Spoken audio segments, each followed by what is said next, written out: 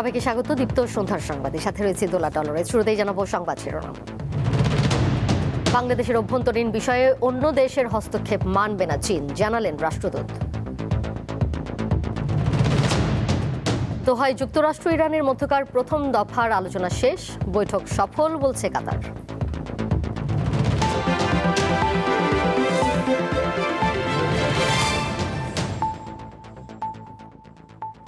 বাংলাদেশের অভ্যন্তরীণ বিষয়ে বিদেশি হস্তক্ষেপ হলে তা প্রতিহত করতে সাহায্য করবে চীন, এমনটি জানিয়েছেন ঢাকায় নিযুক্ত চীনের রাষ্ট্রদূত ইয়াও ওয়েন। তিনি আরও জানান, দক্ষিণ এশিয়ায় পাকিস্তানের পর বাংলাদেশের সঙ্গেই সর্বোচ্চ কৌশলগত সম্পর্ক চীনের।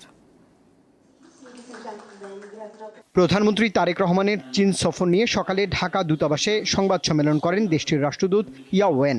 বেইজিং থেকে ফিরে এই সংবাদ সম্মেলনে ওয়েন জানান, চীন ও বাংলাদেশের মধ্যে সর্বোচ্চ পর্যায়ের সম্পর্ক স্থাপন হয়েছে তারেক রহমানের এই সফরে। বলেন, দক্ষিণ এশিয়ায় পাকিস্তানের পরে এখন চীনের মিত্র বাংলাদেশ। প্রধানমন্ত্রী তারেক রহমানের সাম্প্রতিক চীন সফর অত্যন্ত সফল হয়েছে। এ সফরের মাধ্যমে বাংলাদেশ ও চীনের মধ্যে কৌশলগত পর্যায়ের সম্পর্ক আরও শক্তিশালী হয়েছে। আমরা বন্ধুরাষ্ট্র। বাংলাদেশের অভ্যন্তরীণ বিষয়ে কেউ হস্তক্ষেপ করলে সেটি প্রতিহত করতে সাহায্য করতে প্রস্তুত আছি।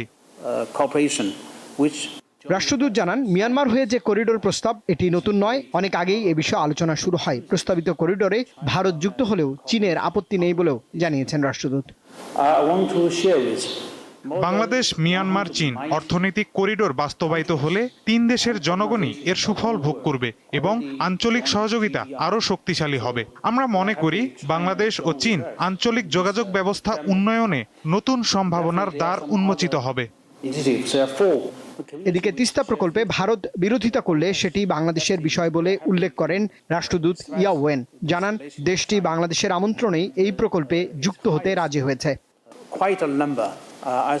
তিস্তা মহাপরিকল্পনা নিয়ে চীন তার আগের অবস্থানেই রয়েছে।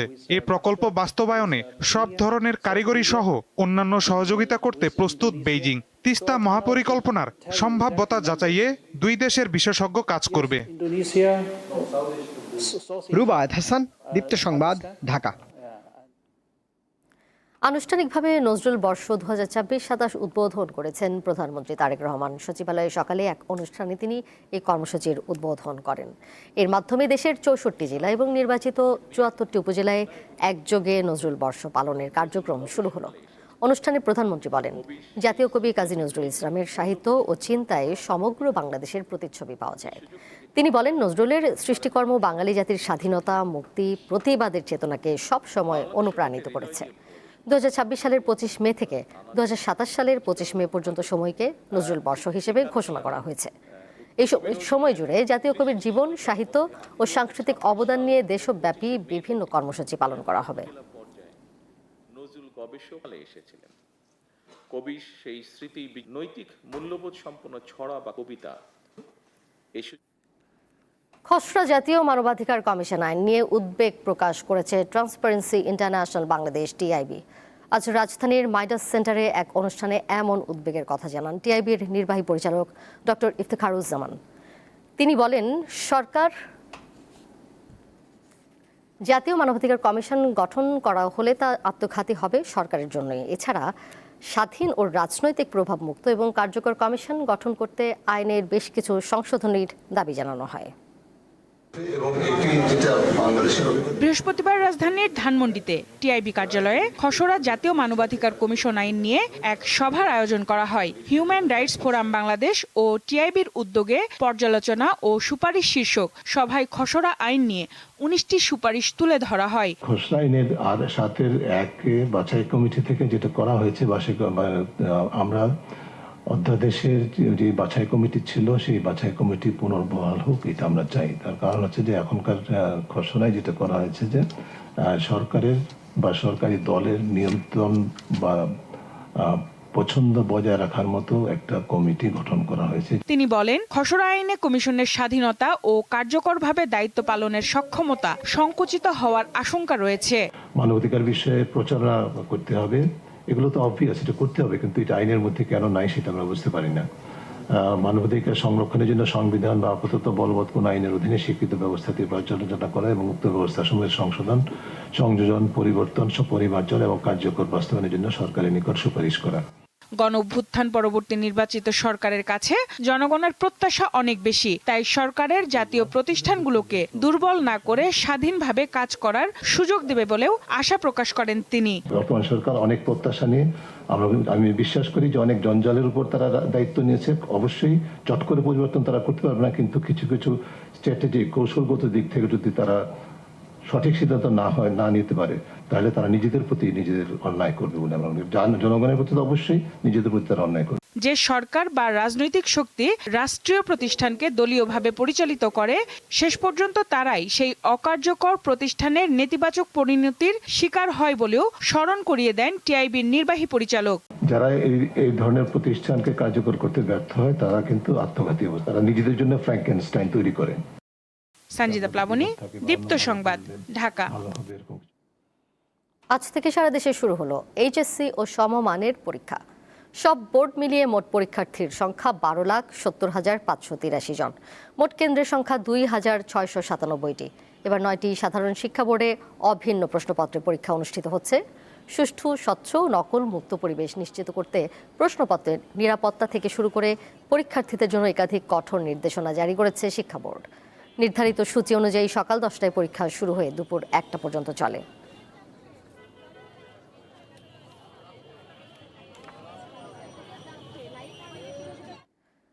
দেশে ফের বাড়ছে ডেঙ্গুতে আক্রান্তের সংখ্যা।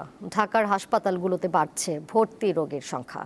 স্বাস্থ্য অধিদপ্তরের তথ্য অনুযায়ী সদ্য শেষ হওয়া জুনে চলতি বছরের মধ্যে সর্বোচ্চ 13 জন মারা গেছেন মশাবাহিত এ রোগটিতে।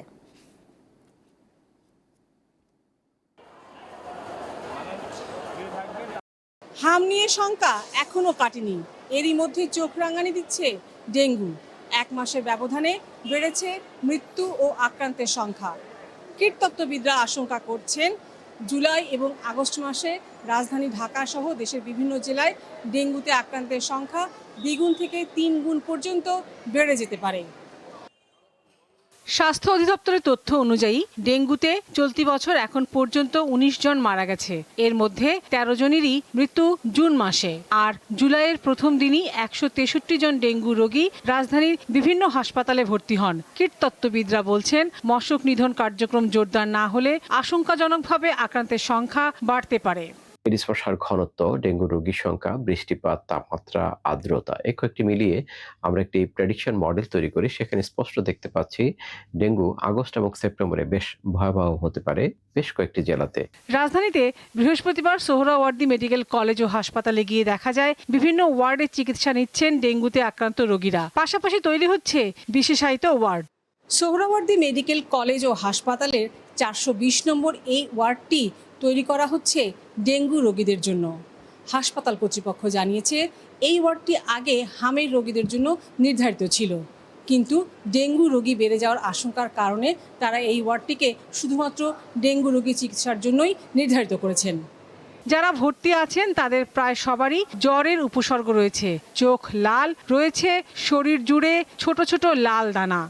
ফার্স্ট ডেঙ্গুর জন্য আসছিলাম, ডেঙ্গু ধরা পড়ছে। এরপরে আবার নেক্সট আরেকটা রিপোর্ট করছি, পরে সেটা হাম ধরা পড়ছে।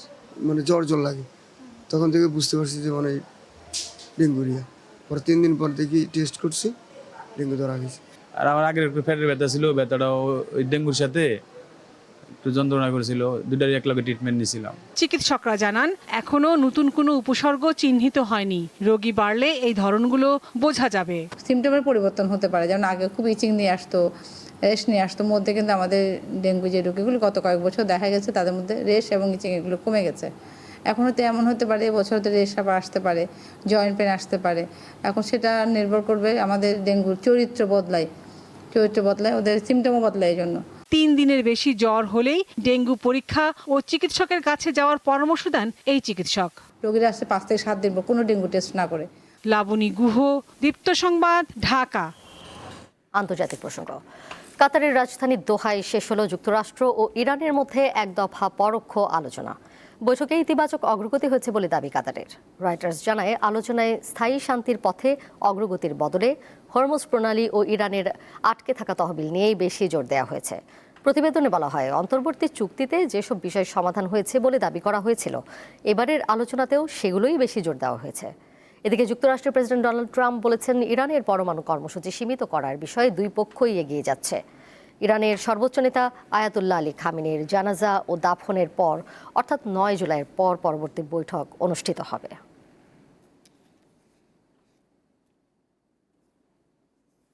এবারে বিআরবি কেবলস নিবেদিত ফিফা ওয়ার্ল্ড কাপ 2026।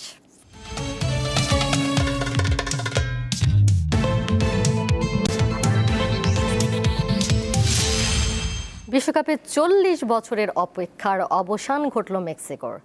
ইকুয়েডর বধে আসরের সহ আয়োজকদের শেষ 16 নিশ্চিত করায় শহর জুড়ে উৎসব করেছে মেক্সিকানরা। মেক্সিকো সিটির অ্যাঞ্জেল অব ইন্ডিপেন্ডেন্স মনুমেন্ট যেন এক উৎসবের নগরী। ঐতিহাসিক এস্তাদিও আজতেকা স্টেডিয়ামে ইকুয়েডরকে জোড়া গোল ব্যবধানে হারিয়ে 40 বছর পর বিশ্বকাপের শেষ 16তে পা রাখে মেক্সিকানরা।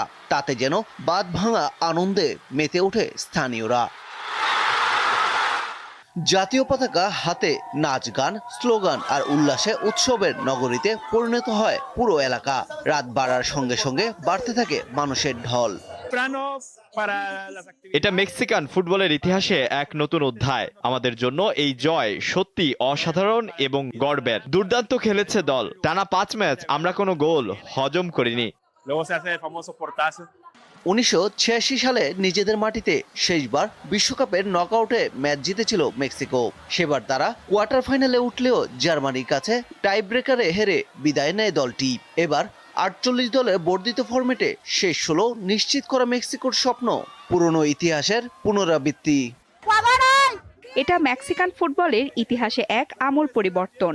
বিশেষ করে মেক্সিকোর জন্য এটি এক স্মরণীয় মুহূর্ত। আজকের এই জয় ইতিহাসের নতুন এক অধ্যায় যোগ করলো।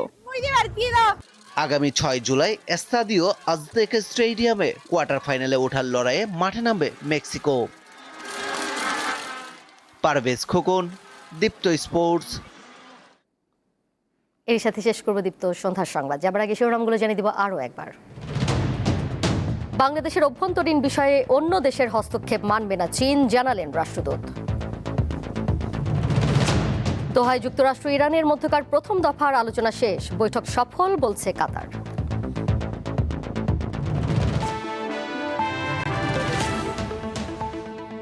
এই ছিল এখনকার মতো। পরের সংবাদ দেখবেন রাত 11টায়। এছাড়াও আরও তথ্য এবং বিনোদনের নানা খবরাখবর জানতে যুক্ত থাকুন দীপ্ত ডিজিটাল প্ল্যাটফর্মে। সবাইকে ধন্যবাদ এতক্ষণ সাথে থাকার জন্য।